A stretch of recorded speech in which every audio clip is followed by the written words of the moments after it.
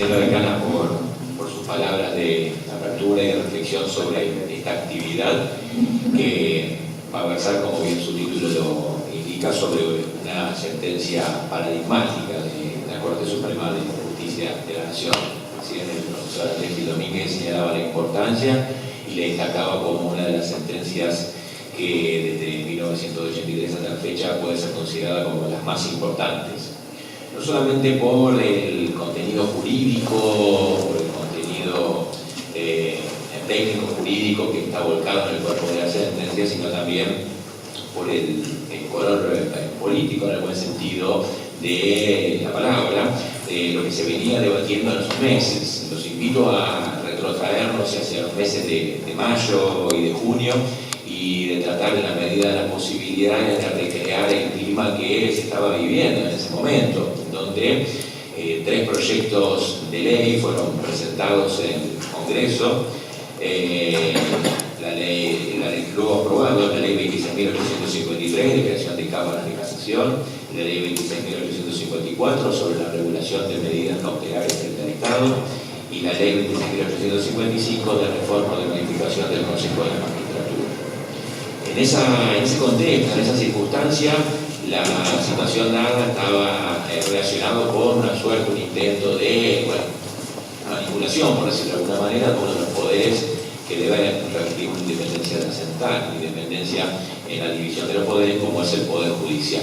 Entonces, en ese sentido, y también esta actividad forma parte, o en el momento de seriedad de ser pensada, quiere contribuir a realizar un homenaje no solamente al Poder Judicial, no solamente un homenaje a la garantía de la supremacía de la Constitución y la independencia de los poderes, sino un homenaje a aquellos que en su momento, y en esto también me incluyo, hemos participado, y a todos los abogados que han participado y han opinado desde su lugar, desde la docencia, desde el ejercicio de la profesión, desde su lugar, han ejercido esta tarea de estar defendiendo la Constitución. Parece muy importante. Muchas veces desde las aulas lo que se busca es, de plano teórico, explicar la supremacía de la Constitución, explicar la importancia de la supremacía de esta norma, explicar la importancia del reconocimiento de los derechos fundamentales, explicar también la importancia de la división de poderes,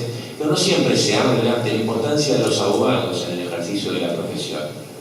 No siempre se habla de la importancia que tiene el ejercicio del abogado como colaborador en esta función, esta tarea judicial, para luchar, como decía Boyeri, por el derecho, en este caso por la supremacía de la Constitución. Hoy, cuando pensaba en el desarrollo de esta jornada, me vino a la mente unas palabras de un jurista uruguayo, Eduardo Couture, en donde en el decálogo, los mandamientos del abogado, les voy a leer el número 4, es: tu deber es luchar por el derecho. Pero el día que encuentres en conflicto el derecho con la justicia, lucha por la justicia. Y evidentemente lo que sucedió era la lucha por la justicia, es decir, por el mantenimiento de la justicia. El mantenimiento del Poder Judicial, el mantenimiento de su independencia, el mantenimiento de la justicia. Era ni más ni menos que eso. Luchar por el derecho, luchar por la supremacía de la Constitución. Y la importancia de la Constitución, la importancia de la división de poderes, algo que nos han legado los franceses, la Revolución Francesa, que muchas veces lo estudiamos del plano teórico. En esta sentencia que los profesores van a estar analizando se ve en su mayor rigurosidad, en su mayor manifestación.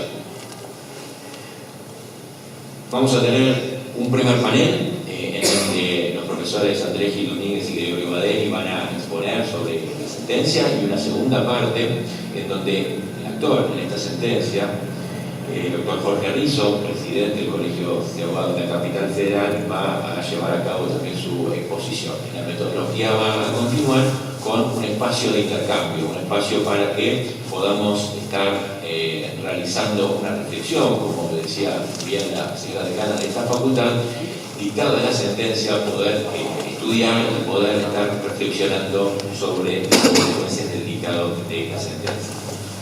Me acompañan en este panel el profesor Gregorio Badeni, es profesor emérito de la Universidad de Buenos Aires, ha sido presidente de la Academia Nacional de Derecho, miembro titular y expresidente de la Academia Nacional de Ciencias Morales y Políticas y miembro titular de la Academia Nacional de Periodismo. Y también el profesor Andrés Gil Domínguez, doctor y postdoctor en Derecho en esta Universidad de Buenos Aires, profesor titular de Derecho Constitucional y abogado litigante en procesos constitucionales. Originalmente en el panel también estaba previsto el profesor Maximiliano Torricelli, se ha acusado por compromiso ineludible, no puede estar presente hoy aquí en este panel. Así que le vamos a dar la palabra en primer lugar al profesor Gregorio Badeni. Muchas gracias. Señora decana de la Facultad de Derecho, doctora Mónica Pintos, señores profesores, alumnos, señoras, señores, amigos todos. Se ha elegido un día óptimo para que los profesores intercambiemos opiniones sobre un fallo emblemático, como ha señalado recién el colega. Hoy en definitiva estamos celebrando el Día del Profesor, recordando la memoria Manuel Astrada. Y nos complace eso porque en definitiva, en el caso Rizzo, como lo titulaba el doctor Gil Domínguez al organizar parte de esta jornada, es una hipótesis de aplicación de una de esas técnicas seculares forjadas por el movimiento constitucionalista, que es el control de constitucionalidad, el control judicial de constitucionalidad, por el cual se procura hacer efectivo el principio de la supremacía de la Constitución y la plena vigencia del Estado de Derecho. La supremacía de la Constitución, concebida con los valores que generaron su movimiento basado en la libertad, dignidad y progreso del ser humano, y la concepción del Estado de Derecho tal como la elaboró Robert von Mohr en 1820 en Alemania. Y decíamos que el caso Rizzo es, en cierto modo, un caso relevante en nuestra historia reciente, por cuanto a través de él el Poder Judicial ejerció plenamente las funciones que le otorga la Constitución de controlar a los restantes órganos de gobierno, de evitar la omnipotencia del órgano legislativo, como lo dice la Corte en su sentencia, así como también el afán hegemónico que a veces puede expresar el Poder Ejecutivo en el ejercicio de su función. Y en este aspecto, lo que nosotros advertimos es que debemos recordar cuál es el origen, fundamentalmente el caso Rizzo, y cuáles son las causas, que no fueron propiamente jurídicas, sino políticas. Nos tendríamos que remontar a fines del año pasado, cuando el Poder Ejecutivo expresó su disgusto con ciertas decisiones adoptadas por los integrantes del Poder Judicial en materia de la ley de medios o respecto de la apropiación del predio rural, del predio de Palermo, de la sociedad rural. En ese momento se expresó una gran inconformidad con esa sentencia, con fundamentos opinables, que se tradujeron inmediatamente en los proyectos de reforma judicial que llevaron el nombre de democratización de la justicia. Entendemos que en ese momento lo que advertía, lo que se estaba produciendo es lo que constitucionalmente se llama una desviación de poder, porque más que de una reforma judicial, más que de una democratización de la justicia, lo que se buscaba era torcer un poco la doctrina de nuestro Poder Judicial y hacerla un poco más cercana a los fines políticos del Poder Ejecutivo. Y para ello se estaban utilizando las instituciones constitucionales, generando en definitiva lo que entendíamos un necesario y desgastante conflicto institucional entre el Poder Judicial y el Poder Ejecutivo. Nos vamos a seguir solamente a la ley que modificó pretendió modificar el Consejo de la Magistratura. Y fundamentalmente en los puntos que trató la Corte, que fueron primero la ampliación del número de miembros del Consejo de la Magistratura, llevándolo de 13 a 16 mediante la integración de un nuevo representante de los abogados y de 5 nuevos integrantes que representarían ese borroso sector científico académico del primer artículo 114 de la Constitución. En segundo lugar, la elección popular de los representantes de los jueces y abogados y también, por supuesto, de los representantes de ese sector científico y académico. En tercer lugar, la postulación de los candidatos a esos cargos por los partidos políticos. Y en cuarto lugar, la participación de todos ellos en las elecciones primarias obligatorias y abiertas. Y al resolver este tema, nosotros advertimos en el fallo de la Corte cinco aspectos muy interesantes. En primer lugar, la Corte descartó un argumento que podría haber sido utilizado hace 20 o 25 años y que era frecuente que se utilizara. Estamos frente a una cuestión política. Estamos frente a una cuestión que atañe el funcionamiento de los órganos de gobierno que pueden ejercer sus poderes en forma discrecional y que no son susceptibles de control judicial.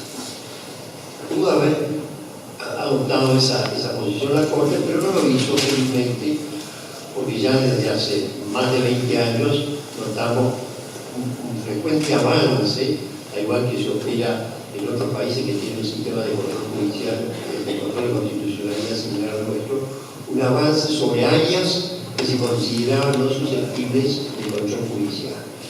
Y en este sentido, entre nosotros en los últimos años podemos citar 3 casos que fueron también emblemáticos, realizados por la Corte en su composición anterior, como la Corte en su composición actual, el caso Rus, el caso Patti y el caso Mendoza. Hay un manifiesto avance del Poder Judicial sobre cuestiones que tradicionalmente se consideraban políticas. El segundo aspecto que cabe rescatar del fallo dictado en el caso Rizzo es la interpretación constitucional que realiza la Corte. La Corte permanentemente habla de una interpretación literal. En rigor, la interpretación literal es la menos recomendable en materia constitucional, es muy importante en la materia penal, pero no en materia constitucional. Y si bien la Corte hace referencia en varias oportunidades a una interpretación literal del artículo 114, en realidad está haciendo interpretación semántica del artículo 114, en la medida que acude a las opiniones que emitieron los convencionales de la reforma constitucional de 1994 cuando elaboraron el texto de esta norma, y eso ya no es interpretación literal, eso es algo más que la interpretación literal. Y otro tanto acontece cuando los jueces de la Corte se refirieron a la necesidad de preservar la independencia del Poder Judicial, con lo cual están acudiendo a otras normas de la Constitución que conforman lo que se podría llamar una interpretación sistemática y no simplemente literal de la Constitución, y también de una interpretación, si ustedes quieren, finalista, teleológica del texto de la Constitución, cuando hacen referencia a la necesidad que acompañó a la reforma del artículo 114 de despolitizar en la medida posible el nombramiento de los magistrados judiciales. De modo que los enfoques interpretativos que aplicó la Corte fueron variados. No solamente fue literal, como dice ella, yo diría que no fue literal, sino que fue semántico, la interpretación sistemática y la interpretación también finalista. El tercer aspecto que destacamos de este fallo se refiere a la interpretación que hace la Corte del artículo 114, señalando que cuando este hace referencia a la elección de los representantes, de los jueces y de los abogados, está limitando al cuerpo electoral para esos 2 estamentos políticos al que está integrado exclusivamente por jueces y por abogados, y no por la ciudadanía en general. Ambos estamentos, ambos representantes de estos estamentos deben ser elegidos por sus pares. Y realmente, si hacemos una lectura del artículo 142 de la Constitución, es así. ¿Por qué? A ver, ni siquiera los legisladores son elegidos por el pueblo para integrar el Consejo de la Magistratura. Los legisladores son elegidos para formar parte de la Cámara del Congreso. Después, los integrantes de cada una de la Cámara del Congreso eligen a los miembros de ellas que los van a representar en el Consejo de la Magistratura. O sea que los legisladores también representan al estamento político. No son elegidos por el pueblo para formar parte del Consejo de la Magistratura. Y en cuanto al representante que elige el Poder Ejecutivo, tampoco hay intervención alguna del pueblo. Es una persona que designa directamente el Poder Ejecutivo. Otro aspecto importante que recogió la Corte es que la reforma al artículo 114, en cierto modo, debilita o altera el equilibrio estamental que debe existir conforme al artículo 114 de la Constitución. Porque efectivamente, con la modificación introducida, el cuarto estamento, pues llamémoslo estamento científico académico, que es, como bien dice la Corte, un estamento complementario de nosotros tres, iba a tener un tercio de representantes en el Consejo de la Magistratura contra los 3 representantes de los jueces, los 3 representantes de los abogados y los 6 representantes del órgano legislativo.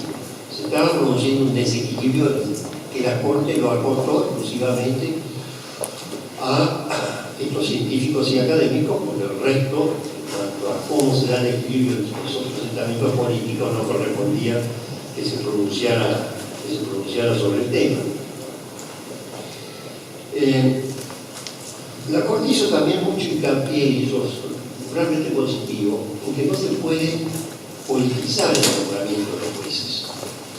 El proyecto en definitiva lo que pretendía que los jueces o los abogados, pero especialmente los jueces, no ahora los abogados, que aspiraran a ingresar al Consejo de la Magistratura, tenían que ser postulados por partidos políticos, lo cual significaba tener una cierta afinidad con el partido político y participar del acto electoral, con lo cual se tiraban por la borda todas aquellas normas que regulan el Poder Judicial y que vedan la intervención de los funcionarios y magistrados judiciales en la vida político-electoral.